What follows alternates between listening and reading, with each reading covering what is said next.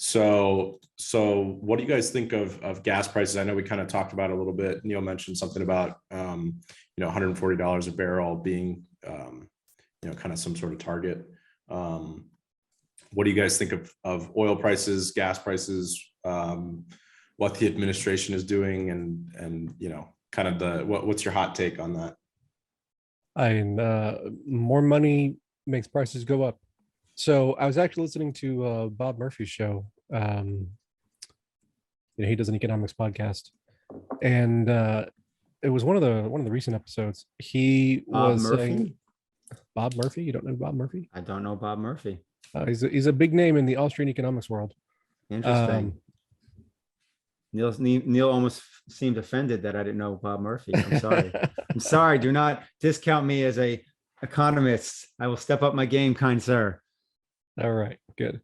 So he made the point in a recent podcast that despite all the talk about the Fed, raising rates and everything, that the balance sheet of the Fed has not really decreased at all from the beginning of the year, which I had not looked at, but looking at the chart now, that's pretty accurate. So here I'll even drop a Good, because I was about to ask for it, a chart, because finding it myself would take time. Yeah, so this is the St. Louis Fed, which is their economics database, and you can pull all sorts of numbers. So this is the total assets held by the Federal Reserve, which is a proxy for the amount of money in the economy, because I don't want to go into the whole thing, but that's base money that is used as leverage by the commercial banking system in order to create money. Like if you go out and get a credit card or car loan or mortgage or whatever, that's all money created based on this balance sheet here. So since January, it was at 8.7 trillion, and now it's at 8.9 trillion, and it hit a peak of like 8.96. So it's come down slightly, but not very much. So, as long as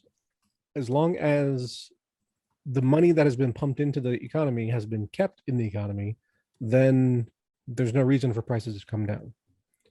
And then where those prices go, like it could be in oil, it could be in cats and lithium stocks. It could the where it flows can rotate to different sectors, but the total amount is going to be fairly consistent. And that won't really change until the Fed starts actually withdrawing liquidity from the market, and that would make their balance sheet shrink. And they've done a little tiny bit, and the stock market's gone down 20% as a result. So it's I don't think it's in the cards that, especially in a midterm election that's going to be hotly contested, that they're going to really suck up the excess money in the system in order to decrease prices, energy prices, because the rest of the economy will just roll over and crumble if they did that. And I don't think they're going to punish the Democrats like that. Yeah, I agree. And I think we might have talked a little bit about this last week, in regards to impact of raising rates versus impact of Fed balance sheet. And everyone's so focused on rates, like you said, when that has its impacts and its factors, but in the end, the balance sheet is really what's important. And they have not become a net seller. They keep talking about it. Yeah. And they need to do just it. Talking about it has scared the shit out of people. Right. So the only thing they've done so far is they stopped buying, so to speak. Right. And I forget the number. I actually just read an article the other day, and it showed the number from like last month in terms of what expired on their balance sheet, right? Yeah. Where basically just like loans coming to fruition, and which was still a high number, but not relative to what their balance sheet is. Like it was still like a few $1 billion or something, which is relative. That's like the equivalent of like me, seeing $300, I guess, come off the books. So they're this sit and do, like they're in a sit and do nothing almost. It's like, all right, well, we stopped buying, but we can't sell. Right. And it's like, all right, what's going to come off the books? But there's a lot there's a lot that could have came off the books that's not going to come off the books, especially when you look at, like, let's just say it's just their, kind of mortgage-backed securities, because with interest rates going up, now we went from everyone in the world's refinancing last year to no one's refinancing. On top of that, people are also now less likely to sell their home, which means that loan's not going away either. So Right.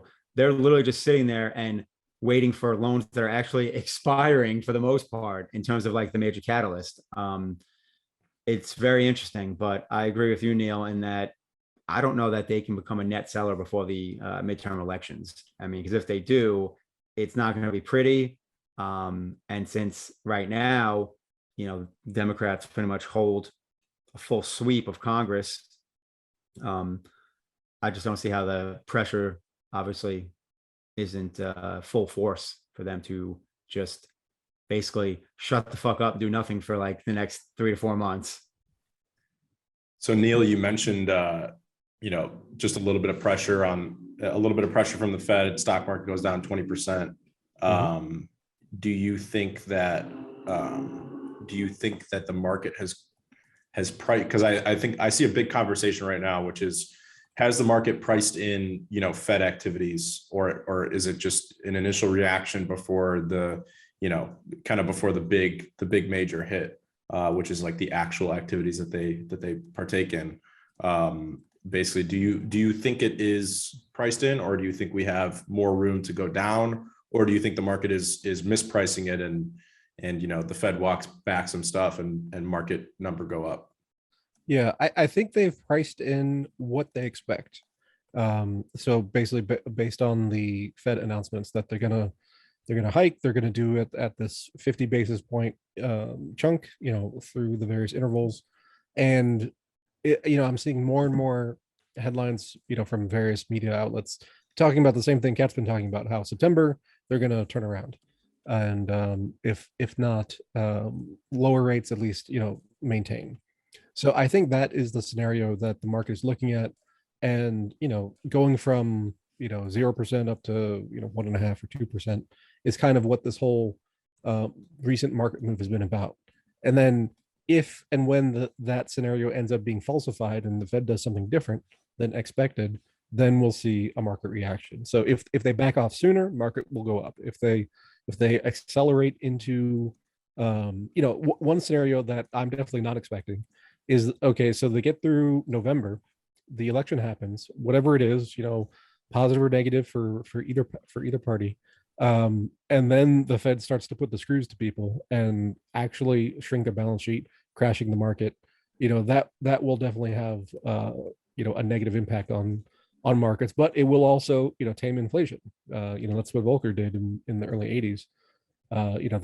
They jacked up rates to 21%, and had a 2-year recession out of it, but it got all the 70s stagflation dealt with. So I don't think this Fed is going to do that, but they might roll off $1 trillion worth of balance sheet money, and then the market would react really negatively to that.